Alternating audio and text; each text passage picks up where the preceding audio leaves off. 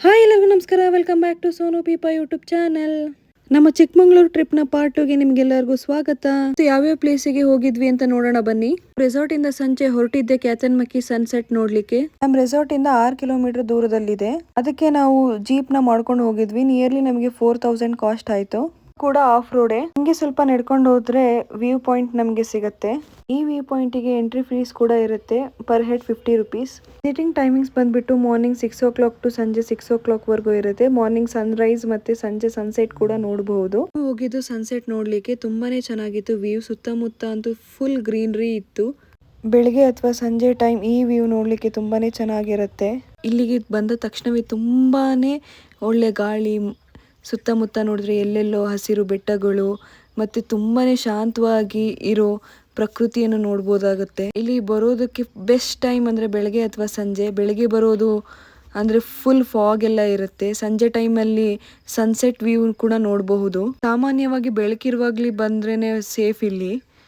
ಈ ಜಾಗಕ್ಕೆ ಬಂದ್ರೆ ಫೋಟೋ ಅಥವಾ ವಿಡಿಯೋ ಮಾಡೋದು ಮರೆತು ಸ್ವಲ್ಪ ಸಮಯ ಕಣ್ಣಿನಿಂದಲೇ ಈ ಪ್ರಕೃತಿಯನ್ನು ಎಂಜಾಯ್ ಮಾಡಬೇಕು ಅಂತ ತುಂಬಾನೇ ಅನ್ಸುತ್ತೆ. ನಿಜವಾಗಿಯೂ ಕ್ಯಾತನ್ಮಕ್ಕಿ ಒಂದು ಪೀಸ್ಫುಲ್ ಪ್ಲೇಸ್. ಸನ್ಸೆಟ್ ಎಲ್ಲ ನೋಡ್ಕೊಂಡು ರೆಸಾರ್ಟ್ಗೆ ಹೊರಟ್ವಿ. ಬೆಳಿಗ್ಗೆ ರೆಸಾರ್ಟ್ ನ ಚೆಕ್ಔಟ್ ಮಾಡಿ ಹೊರಟಿದ್ದೆ ಹೊರನಾಡು ನೋಡಕ್ಕೆ. ನಮ್ಮ ರೆಸಾರ್ಟ್ ಇಂದ 10 ನಿಮಿಷ ದೂರದಲ್ಲಿ ಇದೆ ಹೊರನಾಡು ಟೆಂಪಲ್. ನಾವೀಗ ಹೊರನಾಡು ಅನ್ನಪೂರ್ಣೇಶ್ವರಿ ದೇವಸ್ಥಾನದಲ್ಲಿದ್ದೀವಿ. ಸುತ್ತಮುತ್ತ ಹಸಿರು ಬೆಟ್ಟಗಳು, ತಣ್ಣನೆ ಗಾಳಿ ಎಲ್ಲರೂ ಸೇರಿ ಒಂದು ಒಳ್ಳೆ ವಾತಾವರಣ ಸೃಷ್ಟಿ ಮಾಡಿದೆ. ಅನ್ನಪೂರ್ಣೇಶ್ವರಿ ದೇವಿ ಅನ್ನದ ದೇವತೆಯಾಗಿ ಇಲ್ಲಿ ಪೂಜೆ ಮಾಡ್ತಾರೆ. ಇಲ್ಲಿ ಯಾರೇ ಬಂದರೂ ಹಸುವಿನಿಂದ ಹೋಗೋದಿಲ್ಲ ಅನ್ನೋ ನಂಬಿಕೆ ಇದೆ. ಅನ್ನದಾನ ಮತ್ತು ಅನ್ನ ಪ್ರಸಾದ ಈ ದೇವಸ್ಥಾನದ ವಿಶೇಷತೆ. ನಂಗೆ ಇಲ್ಲಿ ಬಂದಿದ ತಕ್ಷಣ ಮನಸ್ಸಿಗೆ ತುಂಬಾನೇ ಸಮಾಧಾನ ಅನ್ನಿಸ್ತು.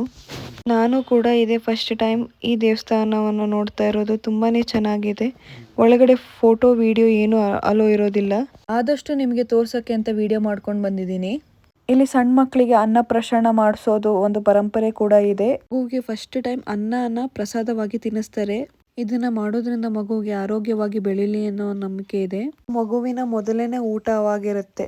ಹಾಗೆ ಇಲ್ಲಿ ಅಕ್ಕಿಯ ದಾನವನ್ನು ಕೊಡುತ್ತಾರೆ. ಆನ್ ದ ವೇ ಹೋಗ್ಬೇಕಾದ್ರೆ ಕಳ್ಸದಲ್ಲಿ ನಾವು ಶಾಪಿಂಗ್ ಮಾಡ್ಲಿಕ್ಕೆ ಅಂತ ಹೋದ್ವಿ.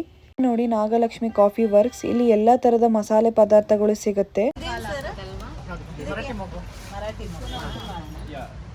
ಅಂದ್ರೆ ಇದು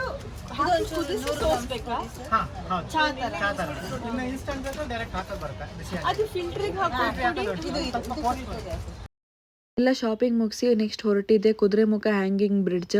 ಅದ್ರ ಮೇಲೆ ನಡಿಬೇಕಾದ್ರೆ ಅಂತೂ ತುಂಬಾನೇ ಭಯ ಆಗ್ತಿತ್ತು. ಯಾಕಂದ್ರೆ ಬೀಚ್ ತುಂಬಾ ಅಲ್ಲಾಡ್ತಿತ್ತು. ಹಾಗೆ ಸುತ್ತಮುತ್ತ ನೋಡ್ಲಿಕ್ಕಂತೂ ತುಂಬಾನೇ ಚೆನ್ನಾಗಿತ್ತು ವ್ಯೂ. ನೆಕ್ಸ್ಟ್ ಅಲ್ಲಿಂದ ಹೊರಟಿದ್ದೆ ಶೃಂಗೇರಿಗೆ. ಇದು ಶೃಂಗೇರಿ ಶಾರದಾಂಬಾ ದೇವಸ್ಥಾನ. ಶಾರದಾಂಬೆ ದೇವಿ ಜ್ಞಾನ ಮತ್ತು ವಿದ್ಯೆಯ ದೇವತೆಯಾಗಿದ್ದು ಇಲ್ಲಿ ಭಕ್ತರು ವಿದ್ಯೆ, ಬುದ್ಧಿ ಮತ್ತು ಒಳ್ಳೆ ಜೀವನಕ್ಕಾಗಿ ಪ್ರಾರ್ಥನೆ ಮಾಡ್ತಾರೆ. ಇಲ್ಲಿ ಈ ಮಠವನ್ನು ಆದಿ ಶಂಕರಾಚಾರ್ಯರು ಸ್ಥಾಪಿಸಿದ್ದಾರೆ. ಇಲ್ಲಿಗೆ ಬರಬೇಕಾದ್ರೆ ಯಾವುದೇ ಕಾರಣಕ್ಕೂ ಮಾಡರ್ನ್ ಡ್ರೆಸ್ಸಸ್ ಹಾಕಬೇಡಿ. ಯಾಕಂದ್ರೆ ಇಲ್ಲಿ ಒಳಗಡೆ ಬಿಡೋದಿಲ್ಲ. ಸ್ಟ್ರಿಕ್ಟ್ ಆಗಿನೇ ನಾವು ಟ್ರೆಡಿಷನಲ್ ಆಗಿ ಡ್ರೆಸ್ ಹಾಕೊಂಡು ಬರಲೇಬೇಕು. ಅವಾಗೇನೆ ನಮಗೆ ದರ್ಶನಕ್ಕೆ ಬಿಡ್ತಾರೆ.